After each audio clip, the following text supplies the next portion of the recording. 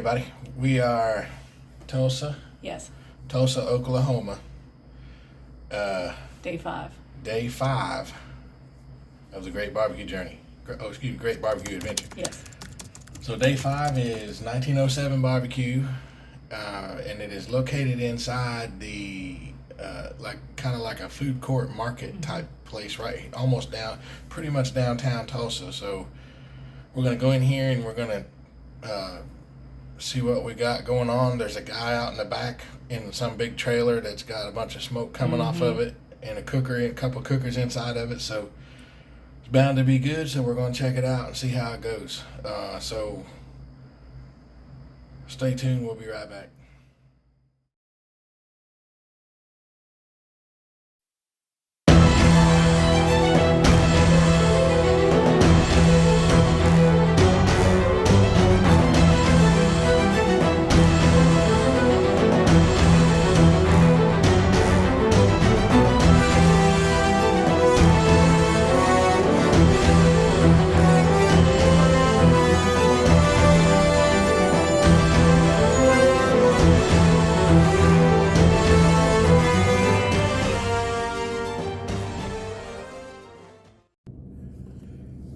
Okay, y'all.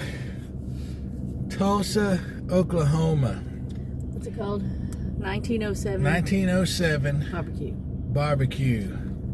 We're pretty much downtown Tulsa, and there's this little marketplace. It's like a food court. Yeah, it's like a big food court, but that's all that's in there, basically. And there's nothing outside the building that says the name of the company, except for the cooker, which is in a trailer outside in the parking lot. So we figured this out. We went in there, and it's just a small restaurant inside of a marketplace full of a whole bunch of other restaurants. Which they just bought a little booth, yeah, like you're at the mall. Game. Yeah, like you're at the mall or at the ball game or somewhere. I've always thought that there are good barbecue places to find, and they can be found in the strangest places. And this place right here, 1907 barbecue, was off the hook. I mean, if we're going to rate off the hook, this place was off the hook. In fact, we were discussing it while we were eating. I'm putting it a close second behind Martin's over there in Nashville. Oh, no. And that moves Rendezvous to third. Yep. And Whole Hog in Little Rock to fourth, and then of course Sugar's Rib takes a fifth. In my review, I think Pam's gonna have a different. I don't know. She's gonna have a different lineup. I'm putting this number 1. She's putting it number 1 because okay, stop. Here's we went in there and we ordered the 2 meat plate only because they don't make chicken. They don't have chicken. They have ribs and brisket and pulled pork. But they do have turkey on the menu, but they said they were out. We would have got the turkey, replaced the chicken, but it was out. So we went ahead and got the 2 meat plate just because we can sample the barbecue without filling ourselves up. We save fuel that way. In the truck. So look, we got ribs, brisket, and they had coleslaw and mac and cheese. Yeah. Macaroni and cheese was on the dang menu. Look, we got it, we ordered it, and we ate it, and it was good. Now, let's start. The first thing we did was Pam tried a bite of the coleslaw. Yo. It wasn't good. This coleslaw was not good. I took 1 bite of it, she took 1 bite of it, and that's all we touched. Basically, if you show the after picture, you can see that. Yeah. So basically, their idea of making coleslaw is get some red cabbage, shred it up, and mix it with some regular mayonnaise. That's it. That's it. That's what it tastes like. There wasn't any season in it, nothing. So, however, I'm not dinging them over the coleslaw because they're not a coleslaw place.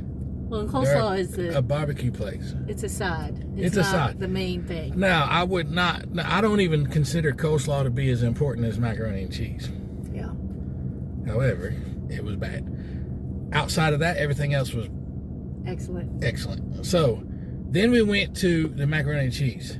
Macaroni and cheese was nice, plump, Big curly noodles with the creamy cheese. Yep. Yeah. The kind your mama made when you were a kid. If I lived around here, I would drive in there and just order the macaroni and cheese. Well, that's not true, because there's no way I could order a macaroni and cheese without getting I did hear somebody come up and just order mac and cheese. Yeah. So it's good macaroni and cheese. Okay, let's get on to the important things. Then we tried the brisket. Okay, now, they did not have, the way we ordered the brisket and the 2-plate ribs and brisket, and she was like, well, all we have right now is the pulled brisket. Is that okay? I'm like, that's fine. Or chopped brisket. I'm like, whatever, that's fine. Just give us some briskets and that'll be fine. We usually get the sliced brisket. That's the way we like to eat it.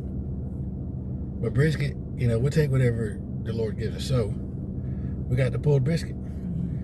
Looking at it on a plate, Pam took a bite of it, and I had to check her pulse. I thought she passed out. I was gonna poke you so you wouldn't eat any of it. She was trying to keep me away from it. That's how good this brisket was, y'all. I I took a bite of it, and I was like, where did this come from? What planet did this brisket come from? They got some kind of rub that was also on the ribs. Yeah. It's like a peppercorn something. I don't even know what was in it, but this brisket was so good, I didn't even want to put any sauce on it. Yeah. The sauce that they make is good too. Good. Yeah, they have regular sauce and hot sauce. That's all they serve. Their sauce. And I was like, man, where in the world? And then Pam made a comment about where we are and our location. We are near Texas. So yeah, so we're out west. west. Have good beef. We're out west in Oklahoma and Texas. These are beef people. They're cattle people. So yeah, the brisket better be good. And it is. They did not fail. My mouth is watering over thinking about it. We're talking about it. So the brisket, I would say so far that was the best brisket we've had. Yeah. On a trip. I agree. So that's good for 1907 barbecue. To me, that's what pushes it to first place. Yeah. So then we got the ribs. We tasted the ribs, and the ribs were spare ribs again. Yeah. They have a thing about spare ribs out here, which is great. I like spare ribs. But it had that same rub on there. I don't know what it is about that rub, but it's totally different than anything we get where we live. And it's like the flavor in that rub, you don't even want to mess with the sauce. I know. Because the meat's tender and juicy, and the ribs pull off the bone like we like them. Well, you could even see on all the meat, you could see the layers of the smoke. Yeah. Where it was real pink. Yeah. And then light pink, and yeah. I mean, I'm telling you what. It was so good. We're eating this brisket, really, and there's so much of this brisket. I call it brisket butter. It's really grease coming out of the meat.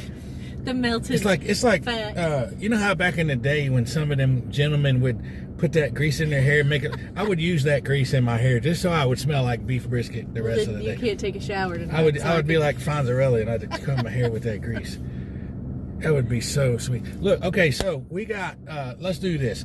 I already said this is a close race for first place between 1907 and Martin's in Nashville. Yeah. So it's going to be Martin's and then 1907 barbecue. That might change in the future. And then you got Rendezvous and Whole Hog.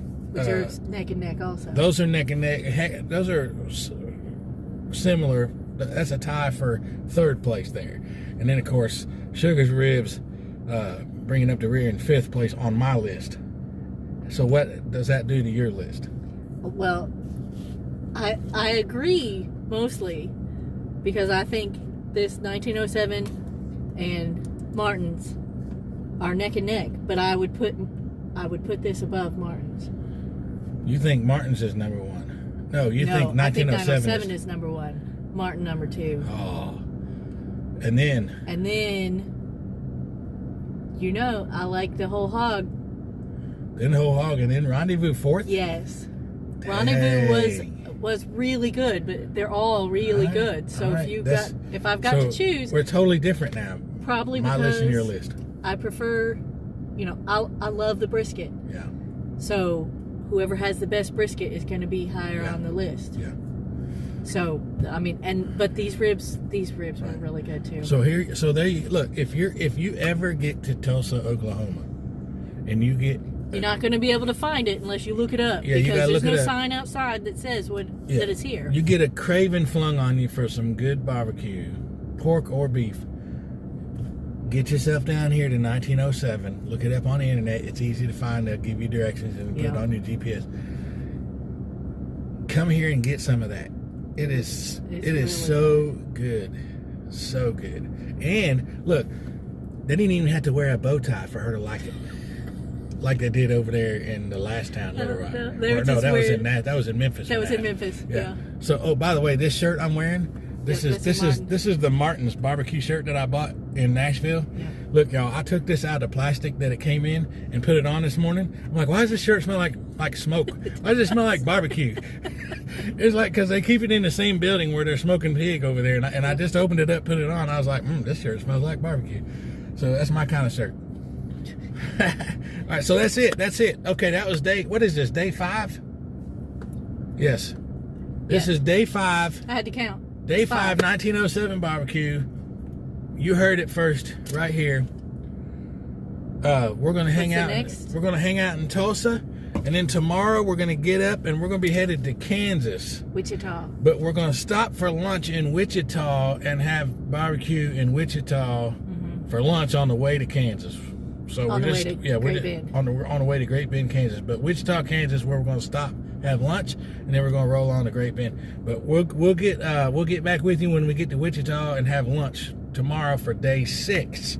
Day 6 on the journey, the Great BBQ Adventure. So, 2 thumbs up again. This is actually really it's only 2 thumbs up because they didn't have chicken. Oh, okay. But they saved themselves with the macaroni and cheese. But the 2 thumbs up for the brisket, 2 thumbs up for the. Yeah, so that's 4 thumbs up. Sorry. Anyway, so basically 1907 is at the top of the game right now. So we got plenty to go. We'll check in again with y'all when we get to Wichita. Yep. See y'all. See ya.